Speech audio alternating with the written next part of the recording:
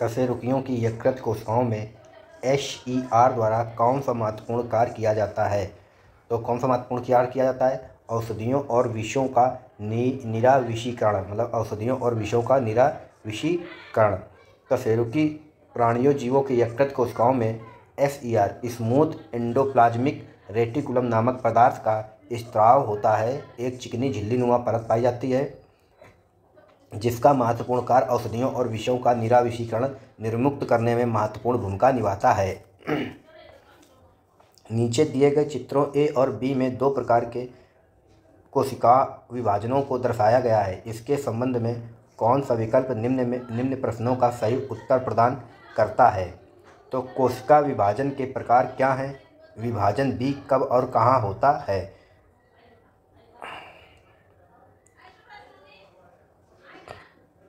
तो ये ए है, ये बी, दो चित्र हैं।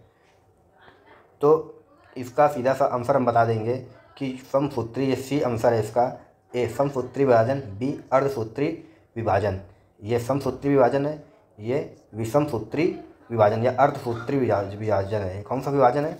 अर्धसूत्री विभाजन, ये समसूत्री विभाजन। युग्मकों के निर्माण के लिए जनन कोशिकाओं में अर्धसूत्री विभाजन होता है। प्रश्न की ओर लौटेंगे। विभाजन बी कब और कहाँ होता है? तो विभाजन बी जो होता है वो युग्मकों के निर्माण के लिए जनन कोशिकाओं में अर्धसूत्री विभाजन होता है। ये अर्धसूत्री विभाजन है, ये समसूत्री विभाजन है। लिखा है निम्नलिखित में से किस कोशिकीय पटघटक को कोशिका के प्रोटीन के कारखाने के रूप में जाना जाता है? तो जो कोशिका का जो प्रोटीन के नाम से जाना जाता है उसको राइबोसोम को जाना जाता है। वो कौन है? राइबोसोम। प्रोटीन के कारखाने के रूप में राइबोसोम को जाना जाता है।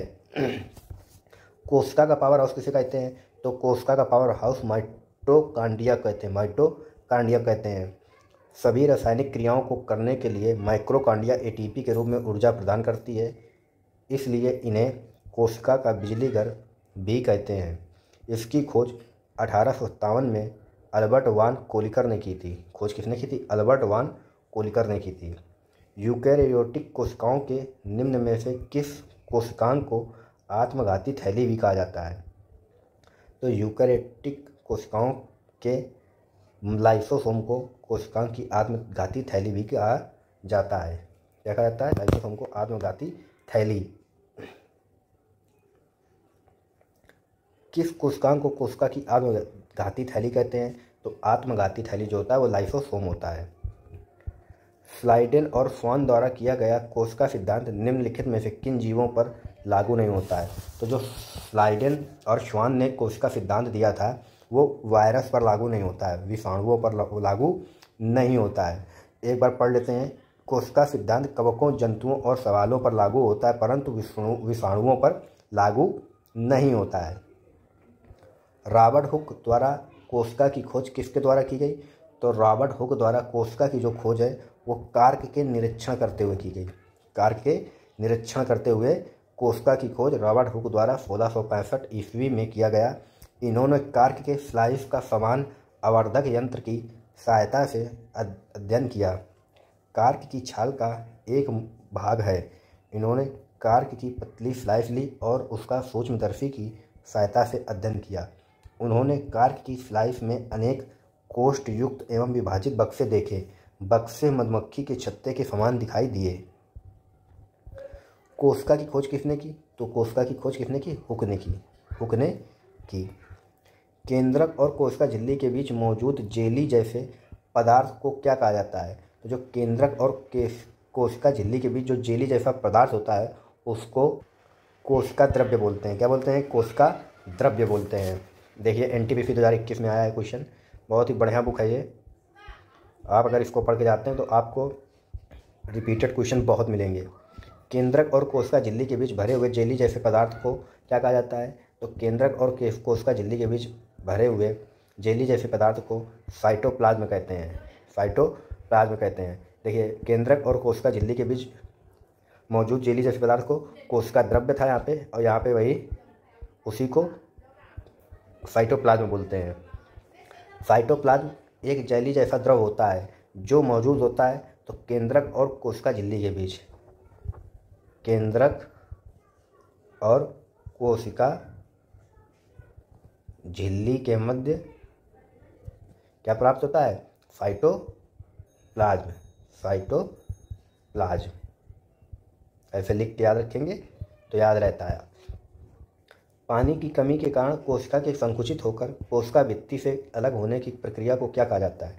पानी की कमी के कारण कोशिका के संकुचित होकर कोशिका भित्ति से अलग होने की प्रक्रिया को कहा जाता है प्लाज्मोलिसिस।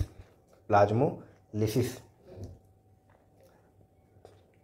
पानी की कमी के कारण कोशिका के संकुचित होकर कोशिका भित्ति से अलग होने वाली प्रक्रिया को प्लाज्मोलिसिस कहते हैं। कोशिका के पावर हाउस के रूप में जाना जाता है। तो जो कोशिका का पावर हाउस है उसे माइटोकॉन्ड्रिया कहते हैं। क्या कहते हैं? माइटोकॉन्ड्रिया। कोशिका का वह बाह्यतम आवरण कौन सा है जो कोशिका के अवयवों को उसके बाह्य वातावरण से अलग करता है? कोशिका का वह बाह्यतम आवरण कौन सा है जो कोशिका के अवयवों को उसके बाह्य वातावरण से अलग करता है? तो क्या है? प्लाज्मा झिल्ली। प्लाज्मा झिल्ली। कोशिका के सबसे बाहर चारों ओर एक पतली, मुलायम और लचीली झिल्ली होती है जिसे कोशिका झिल्ली या प्लाज्मा मेम्ब्रेन या प्लाज्मा झिल्ली कहते हैं। इक्वेटोरियल प्लेट पर कोशिका के केंद्र में गुणसूत्रों का संरेखण माइटोसिस के किस चरण का गठन करता है? तो मेटाफेज। मेटाफेज के दौरान गुणसूत्र इक्वेटोरियल प्लेट पर कोशिका के केंद्र में संरेखित होते हैं और धुरी के तंतु गुणसूत्रों के सेंट्रोमियर में जुड़ जाते हैं। स्वतंत्र अस्तित्व के सक्षम जीव की सबसे छोटी इकाई क्या होती है? तो जीव की सबसे छोटी इकाई कोशिका होती है। जीव की सबसे छोटी इकाई कोशिका होती है। जीवन की मूलभूत इकाई क्या है? तो जीवन की जो मूलभूत इकाई है वो कोशिका है। पुटिकाओं में प्रोटीन और लिपिड के परिवहन, संशोधन और पैकेजिंग के लिए निम्नलिखित में से कौन सा कोशिकांग उत्तरदायी है?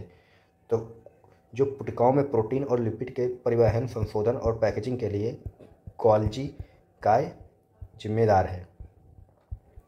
निम्न में से कौन सी झिल्ली संयोजित थैली पाचक एंजाइमों से भरी है? जो पाचक एंजाइमों से भरी झिल्ली है उसको क्या बोलते हैं? लाइसोसोम। झिल्ली संयोजित थैली पाचक एंजाइमों से भरी, इसको लाइसोसोम बोलते हैं। इसको आत्मघाती थैली भी बोलते हैं। आत्मघाती थैली।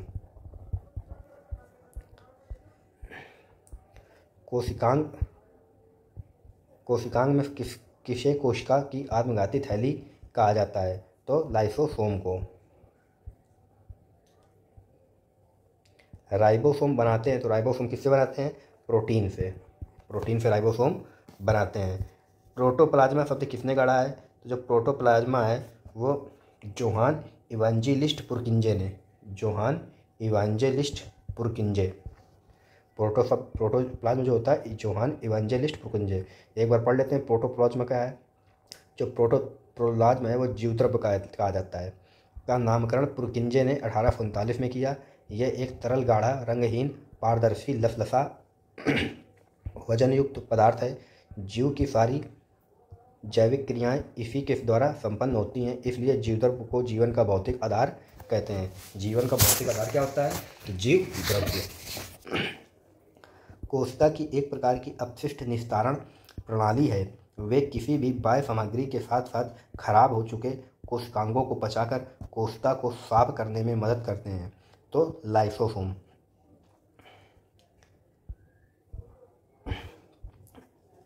देखिए एक बार इसका वो पढ़ लेते हैं। जो लाइसोसोम होता है वो कोशिका की एक प्रकार की अपशिष्ट निस्तारण प्रणाली है। लाइसोसोम का मुख्य कार्य पाचन करना होता है। यह मृत कोशिकाओं का निष्कासन करता है।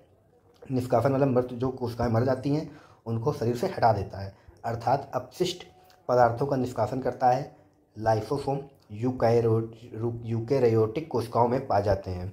ये कोशिकांगों को पचाकर कोशिका को साफ रखने में मदद करते हैं, साथ ही कोशिकांग को क्लांत भी कराते हैं। कौन सा ऑर्गेनेल किसी भी बाह्य सामग्री को पचाकर कोशिका को साफ रखने में सहायक होता है, साथ ही कोशिकांग की क्लांत भी कहलाता है? इसका अर्थ मुझको नहीं पता क्लांत का, पर यह हमारा लाइसोसोम है। कौन सा कथन असत्य है? पादप कोशिकाओं में जंतु कोशिकाओं की तुलना में छोटी रिक्तिकाएं पाई जाती हैं। पादप कोशिकाएं सामान्यतः जंतु कोशिकाओं से बड़ी होती हैं। पादप जो पेड़ों की कोशिकाएं होती हैं समान जंतु कोशिकाओं से बड़ी होती हैं, ये आपका सत्य है। जंतु कोशिकाओं में लवक नहीं पाए जाते हैं, ये भी सत्य है। लवक जो होते हैं, हरित लवक जो होता है वो पेड़ों में केवल पाया जाता है, इसलिए पेड़ ग्रीन दिखते हैं। पादप कोशिकाओं मतलब पेड़ों की कोशिकाओं में कोशिका भित्ति पाई जाती है, जबकि जंतु कोशिकाओं में नहीं पाई जाती है। तो जंतु कोशिकाओं में कोशिका भित्ति नहीं पाई जाती, ये बात सत्य है। तो फिर एक ही बात असत्य मिली, कौन सी मिली? ये जो असत्य है वही सही है, क्योंकि कौन सा कथन असत्य पूछा गया है, तो ये असत्य है। एक बार पादप कोशिका पेड़ों की कोशिकाएं जो होती हैं और मानव जो जंतुओं की कोशिकाएं होती हैं उनका अंतर पढ़ लेते हैं। तो ये बहुत इंपॉर्टेंट चीज़ है, इसी से प्रश्न बनते हैं कई, इसी टॉपिक से प्रश्न कई बार बनते हैं इस बार, इसलिए इसको पढ़ लेते हैं एक बार। देखिए, जो पेड़ों की कोशिकाएं होती हैं आकार में पादप कोशिका जंतु कोशिकाओं से बड़ी होती हैं। भाई जाहिर सी जंतु छोटा होगा पेड़ बड़ा होगा, तो पेड़ की कोशिकाएं क्या होगी? बड़ी होंगी, और जंतु की कोशिकाएं छोटी होंगी। सेलुलोज जैसे प्लाज्मा झिल्ली से बनी कोशिका भित्ति उपस्थित होती है। जो कोशिका भित्ति होती है पेड़ों की वो सेलुलोज से बनी होती है, और जो जंतुओं की होती है, मानव की मान लो जैसे कोई कीड़ा मकोड़ा, उसकी कोशिका भित्ति है तो उसमें कोशिका भित्ति अनुपस्थित होती है, उसमें कोशिका भित्ति नहीं होती है। पेड़ों में रसधानी रिक्तिका बड़ी होती है, जो पेड़ों में रसधानी रिक्तिका होती है वो बड़ी होती है। जंतु कोशिका में रसधानी रिक्तिका बहुत छोटी और अस्थायी होती है। इसमें पेड़ कोशिकाओं में लवक पाए जाते हैं और जंतु कोशिकाओं में लवक नहीं पाए जाते हैं। इनमें से कौन सा तरल पदार्थ आंत में अवशोषित वसा को ग्रहण करता है और अतिरिक्त द्रव को अतिरिक्त कोशिकीय स्थान से वापस रक्त में ले जाता है?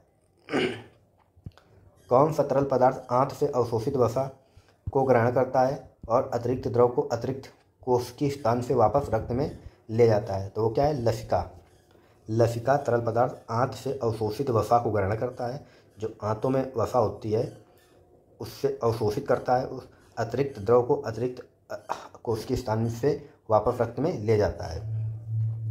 अर्धसूत्रण के लिए कौन सा कथन सत्य नहीं है? अर्धसूत्रण 2 चरण में होता है।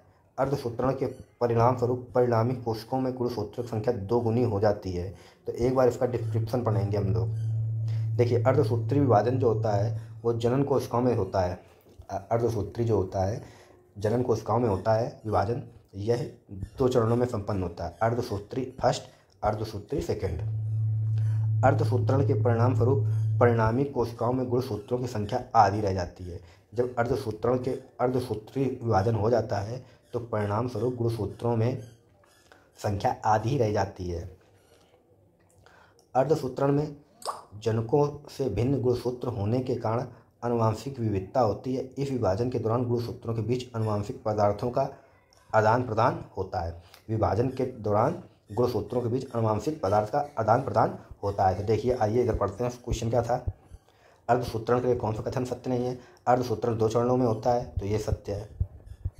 अर्धसूत्रण के परिणाम स्वरूप परिणामी कोशिकाओं में गुणसूत्रों की संख्या दोगुनी हो जाती है, यही गलत है, असत्य।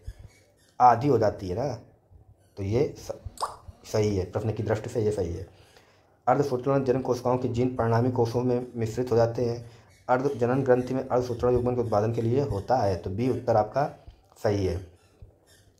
कोशिकांग की कोशिका को मास्टर कहा जाता है, तो कोशिकांग को कोशिका का मास्टर कहा जाता है, तो नाभिक को कहा जाता है। नाभिक को कोशिका का मास्टर कहा जाता है। नाभिक कोशिका के डीएनए के ब्लूप्रिंट के अवयव अपने में समाहित रखता है। देखिए, ये प्रश्न 2 परीक्षाओं में आया, कोशिका का मास्टर एलपी में और टेक्नीशियन में आया है। कोशिका में मौजूद सबसे बड़ा कोशिकांग कौन सा है? तो कोशिका में सबसे बड़ा जो कोशिकांग है वो नाभिक है। अगर कोशिका पूछा जाए, जैसे मान लीजिए कोशिका है, तो इसमें इसका सबसे बड़ा कोशिकांग कौन है? कोशिका का सबसे बड़ा अंग क्या है? तो नाभिक, न्यूक्लियर नाभिक, या न्यूक्लियस क्या बोलते हैं इंग्लिश में। कोशिकांग को कोशिका का प्रोटीन कारखाना कहा जाता है, तो कोशिकांग का कोशिका का प्रोटीन खाना कहा जाता है राइबोसोम को। बस यही क्वेश्चन पूछे जाते हैं, आपको रिवीजन करके जाना है। कोशिकांग केवल पशु कोशिका में पाया जाता है। कोशिकांग केवल पशु कोशिका में पाया जाता है, तो लाइसोसोम में। पशु कोशिका में पाया जाता है कोशिकांग, लाइसोसोम में। एक बार पढ़ेंगे डिस्क्रिप्शन। लाइसोसोम जंतुओं की कोशिकाओं में मुख्यतः पाया जाता है। जिसकी खोज 1955 में डी डुबे ने की थी। ये प्रश्न पूछा जाता है कि लाइसोसोम की खोज किसने की थी, तो डी डुबे ने। इसका प्रमुख कार्य कोष में एंडोसाइटोसिस द्वारा लाए गए प्रोटीन तथा अन्य पदार्थों का पाचन है। भोजन की कमी के समय लाइसोसोम साइटोप्लाज्म में स्थित प्रोटीन, लिपिड तथा कार्बोहाइड्रेट का पाचन करता है। इसी कारण इसे आत्महत्या की थैली कहते हैं। जो लाइसोसोम साइटोप्लाज्म में स्थित प्रोटीन, लिपिड और कार्बोहाइड्रेट का पचा देता है, इसलिए इसे आत्महत्या की थैली कहते हैं। शरीर में लगी चोट की मरम्मत के लिए किस प्रकार के सेल विभाजन का प्रयोग करते हैं, तो जो शरीर में चोट लग जाती है तब उसमें क्या जो मरम्मत करता है तो किस प्रकार का वो होता है, तो समसूत्रण विभाजन होता है। कोशिका का समसूत्रण विभाजन, ताकि घाव को भर दिया जाए। केवल समसूत्रण सेल विभाजन का प्रयोग किया जाता है। इसे परोक्ष कोशिका विभाजन भी कहते हैं। परोक्ष कोशिका विभाजन कहते हैं। पशु के शरीर की सबसे बड़ी कोशिका इनमें से कौन है, तो पशु के सबसे बड़ी जो होती है वो कोशिका न्यूरॉन कहलाती है। क्या कहलाती है, न्यूरॉन। जानवरों के शरीर में सबसे बड़ी कोशिका न्यूरॉन तंत्रिका है। यह तंत्रिका तंत्र में स्थित एक उत्तेजनी कोशिका है। इस कोशिका का कार्य मनुष्य में से सूचना का आदान प्रदान करना और विश्लेषण करना है। तंत्रिका कोशिका में कोशिकीय विभाजन नहीं होता है, जिससे इसके नष्ट होने पर दोबारा प्राप्त नहीं किया जा सकता, किंतु इसे स्टेम कोशिकाओं द्वारा ही प्राप्त किया जा सकता है। एक कोशिका में अधिक मात्रा में होने वाला अणु है, तो एक कोशिका में अधिक मात्रा वाले में होने वाला अणु जो है वो जल होता है। कोशिका में सबसे ज़्यादा क्या होता है, जल होता है। देखिए, जीव द्रव्य में जल की मात्रा 80% होती है, प्रोटीन 15%, वसाएँ 3%, कार्बोहाइड्रेट 1% और अकार्बनिक लवण 1% होता है। एक बार इसको पढ़ लेते हैं। कोशिका जो होती है शरीर के अंदर, जो कोशिका मान लीजिए गोल है, सजीवों के संरचना शरीर की रचनात्मक और क्रियात्मक इकाई है। कोशिका जो है शरीर की रचनात्मक और क्रियात्मक इकाई है। कुछ सजीव जैसे जीवाणुओं के शरीर एक ही कोशिका के बने होते हैं। जीवाणुओं का जो शरीर होता है बैक्टीरिया का, वो एक ही कोशिका से बना होता है, उन्हें एक कोशिकीय जीव कहते हैं। जबकि कुछ सजीव जैसे मनुष्य के शरीर में बहुत सारी कोशिकाएं होती हैं, छोटी बड़ी बड़ी व छोटी, अनेक कोशिकाओं से मिलकर बना होता है, उन्हें बहुकोशिकीय जीव कहते हैं। कोशिका के भीतर संरचनाएं पाई जाती हैं, जैसे केंद्रक और केंद्रिका पाया जाएगा, जीवद्रव्य पाया जाएगा, गोल्जी काय पाया जाएगा, कणाभ सूत्र पाया जाएगा, अंतर द्रव्य जालिका, इंडोप्लाज्मिक रेटिकुलम जिसको बोलते हैं, इंडोप्लाज्मिक रेटिकुलम EPR, गुणसूत्र, क्रोमोसोम, राइबोसोम, सेंट्रोसोम और लवक, लिपिड, ये पाए जाते हैं। और जो जीवद्रव्य होता है उसका 80% भाग जल होता है, प्रोटीन 15% और वसा 3% पाया जाता है, कार्बोहाइड्रेट 1% पाया जाता है, अकार्बनिक लवण 1%।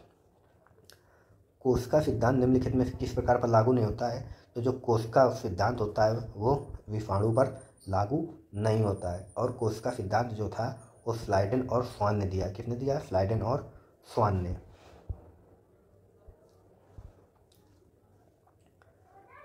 देखिए, माइक्रोकांडिया को पावर हाउस कहा जाता है, 3A सही होगा। लाइसोसोम को आत्महत्या की थैली कहा जाता है, ये सही होगा, 1 का सी सही होगा। और DNA क्या हो जाएगा, तो DNA हमारा गुणसूत्र हो जाएगा। क्या हो जाएगा, गुणसूत्र, तो 2B। तो आइए देखते हैं कौन सा सही है, 1C 2B 3A, B number सही है। बहुत ही बढ़िया बुक है ये। कोशिका फंक्शनल क्रियाओं का नियंत्रण कौन करता है, तो जो कोशिका का जो फंक्शनल का नियंत्रण जो करता है कि कोशिका कैसे काम करेगी, वो केंद्रक करता है। क्या करता है, केंद्रक। सूत्रीय विभाजन के चरण का नाम बताइए, जिसके दौरान विभाजित सेल के गुण मध्य रेखा पर स्थित होते हैं। तो सूत्रीय विभाजन के चरण का नाम, जिसके दौरान विभाजित सेल के गुणसूत्र मध्य रेखा पर स्थित होते हैं, तो मेटाफेज। मेटाफेज। अब हमारा जो टॉपिक है वो है पादप कोशिका, जंतु कोशिका। अभी तक पादप कोशिका, प्लांट सेल। अभी तक हम लोग जो पढ़ रहे थे तो वो था जंतु कोशिका के बारे में। अब हम लोग प्लांट सेल पढ़ेंगे। तो देखिए क्या लिखा है, कोशिका पादप में कहाँ पाई जाती है, तो कोशिका जो पादप में कहाँ पाई जाती है, तो पूछ रहा है। देखिए इंग्लिश में ये दिया है सेल वाल, मतलब कोशिका भित्ति। साइटोप्लाज्म जो इंग्लिश में लिखा है इसका मतलब होता है कोशिका द्रव्य। न्यूक्लियस केंद्रक। वैक्यूओल, जो वैक्यूओल होता है वो रसधानी होता है। तो जो कोशिका पादप में कहाँ पाई जाती है? प्ररोसिरे में, कि बीज अंकुरण में, कि जाइलम में, कि जड़ में? कोशिका पादप में पाई जाती है वो जड़ में पाई जाती है। कहाँ पाई जाती है? जड़ में। चित्र में दिखाई गई कोशिका पादप की जड़ों में पाई जाती है। जो कोशिका पादप जो होती है, कोशिका पादप के जो कोशिका होती है वो पादप के जड़ों में पाई जाती है, पेड़ों की जड़ों में। कोशिका सभी जीवों में जीवन की मूलभूत इकाई है। जो कोशिका होती है वो जो कोशिका होती है सभी जीवों की जीवन की मूलभूत इकाई होती है। कोशिकाएं दो प्रकार की होती है, एक होती है यूकैरियोटिक और प्रोकैरियोटिक। पादप कोशिकाएं जो होती हैं वो यूकैरियोटिक होती हैं, ये बात को ध्यान रखेंगे। जो पादप पेड़ों की जो कोशिकाएं होती है वो यूकैरियोटिक होती है। अगर आपको याद नहीं रख पाते हैं तो आप इसे याद कर लीजिए, यूपी। अगर प्रश्न में पूछा जाए कि पादपों की कोशिकाएं कैसी होती हैं, यूकैरियोटिक या प्रोकैरियोटिक, तो आप याद रखिए यूपी। यू से यूकैरियोटिक।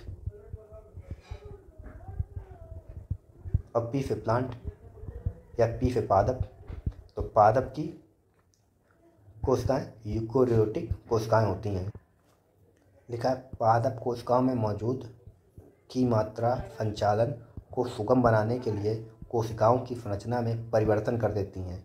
तो जल, पादप कोशिकाओं में मौजूद जल, जो जल की मात्रा होती है वो संचालन को सुगम बनाने कोशिकाओं की संरचना में परिवर्तन कर देती है। पौधों को ऊर्जा की कम आवश्यकता होती है। एक पौधों को ऊर्जा की कम आवश्यकता होती है क्योंकि उनमें अत्यधिक मृत कोशिकाएं पाई जाती हैं, क्योंकि वे केवल ऊंचाई में बढ़ते हैं, क्योंकि अपना भोजन स्वयं बनाते हैं, क्योंकि ऑक्सीजन का उत्पादन करते हैं। तो पौधों में दृढ़ कोशिकाएं बहुत मात्रा में पाई जाती हैं। क्या होती है? जैसे आपने देखा होगा पौधे जो होती हैं उनमें जो पौधों, देखिए क्या लिखा है, पौधों को जानवरों की अपेक्षा कम ऊर्जा की आवश्यकता होती इसलिए होती क्योंकि पौधों के शरीर में जैसे कई मृत कोशिकाएं पाई जाती हैं जिन्हें किसी ऊर्जा की आवश्यकता नहीं होती है। साथ ही पौधों को जानवरों की तरह भोजन व आश्रय की तलाश में जाना नहीं पड़ता। पादप कोशिकाओं में कोशिका भित्ति क्यों पाई जाती है? यह भी बहुत अच्छा प्रश्न है। कोशिका भित्ति पादप कोशिका और जंतु कोशिका में मेन डिफरेंस ये है कि पादप कोशिकाओं में कोशिका भित्ति पाई जाती है, जबकि जंतु कोशिका में कोशिका भित्ति नहीं पाई जाती है। और प्रश्न पूछा है कि पादप कोशिकाओं में कोशिका भित्ति क्यों पाई जाती है? तो देखिए, क्योंकि कोशिका भित्ति विभिन्न पर्यावरणीय कारकों से पादप कोशिकाओं की रक्षा करती है। जो कोशिका भित्ति होती है वो पादप पेड़ों की कोशिकाओं की रक्षा करती है।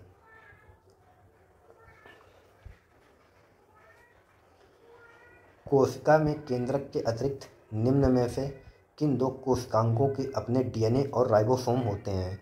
तो जो डीएनए और राइबोसोम होते हैं खुद के, तो वो लवक और माइटोकॉन्ड्रिया हैं। माइटोकॉन्ड्रिया और लवक जो हैं इनमें दोनों में खुद के डीएनए और राइबोसोम होते हैं। इस बात को याद रखेंगे। एक बार ज़रा ये पढ़ेंगे। कोशिका में केंद्रक के अतिरिक्त लवक और माइटोकॉन्ड्रिया से कोशिकांगों के अपने डीएनए और राइबोसोम होते हैं। लवक पादप कोशिकाओं की कोशिका द्रव में पाए जाने वाले गोल अंडाकार रचना है। इनमें पादपों के लिए महत्वपूर्ण रसायनों का निर्माण होता है। जीवाणु एवं नील हरित शैवालों को छोड़कर शेष सभी सजीव पादप एवं जंतु कोशिकाओं की कोशिकांग द्रव्यों में अनियमित रूप से बिखरे हुए दोहरी झिल्ली आबंद कोशिकांगों को सूत्रकणिका या माइटोकॉन्ड्रिया कहते हैं। पादप कोशिका में श्वसन क्रिया, जिसमें वे ऑक्सीजन ग्रहण करते हैं और भोजन से ऊर्जा और कार्बन डाइऑक्साइड मुक्त करते हैं, कहाँ होती है? तो माइटोकॉन्ड्रिया में होती है। कहाँ होती है? माइटोकॉन्ड्रिया में होती है।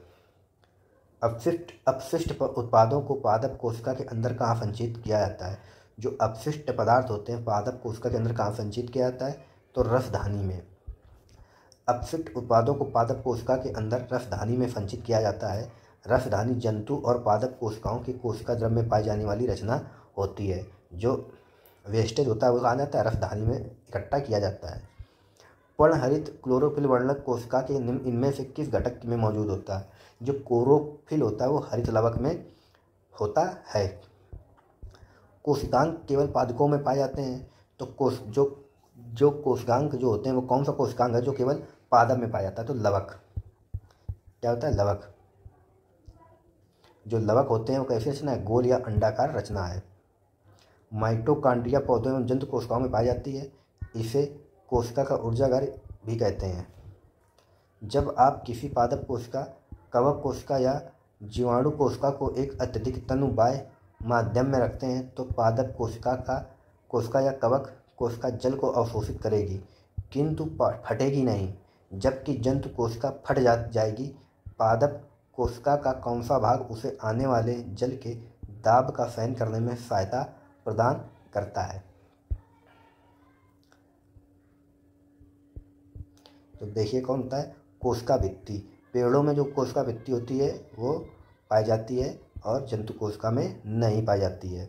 तो कोशिका भित्ति में कोशिका भित्ति पाई जाती है, पादप कोशिका में पाई जाती है। कोशिका भित्ति आने वाले जल के दबाव को सहन करने में कोशिका की सहायता करती है, जबकि जंतु कोशिकाओं में नहीं करती है। देखिए पादप कोशिकाओं में हम अपशिष्ट उत्पाद कहाँ पा सकते हैं?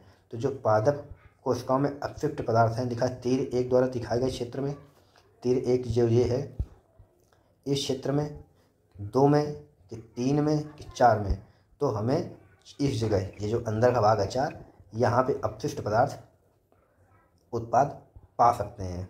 ठीक है, तो आज हमारे 50+ क्वेश्चन तैयार हुए बायोलॉजी के। तो इस तरह रेगुलर पढ़ते रहिए और अपने नंबर अच्छे बनाने के लिए रिवीजन जरूर करिए, क्योंकि रिवीजन इज मोस्ट इम्पॉर्टेंट। आप कितना भी पढ़ लीजिए आगे, पर अगर पीछे का भूल जाएंगे तो आपके नंबर कभी नहीं बढ़ेंगे। मॉक टेस्ट दीजिए, और इस बुक का पढ़ने से ये बेनिफिट है कि हमें ये पता चलता है कि प्रश्न कैसे पूछे जाते हैं। मान लीजिए आपने सेल पढ़ा, टॉपिक पढ़ा सेल, कोशिका, और आपको ये नहीं पता कि क्वेश्चन कैसे पूछा जाएगा, किस तरह क्वेश्चन आते हैं, तो आपके नंबर नहीं आ पाएंगे। पढ़ने से कुछ नहीं होता है, रिवीजन करिए और एक बुक को अच्छे से पढ़िए।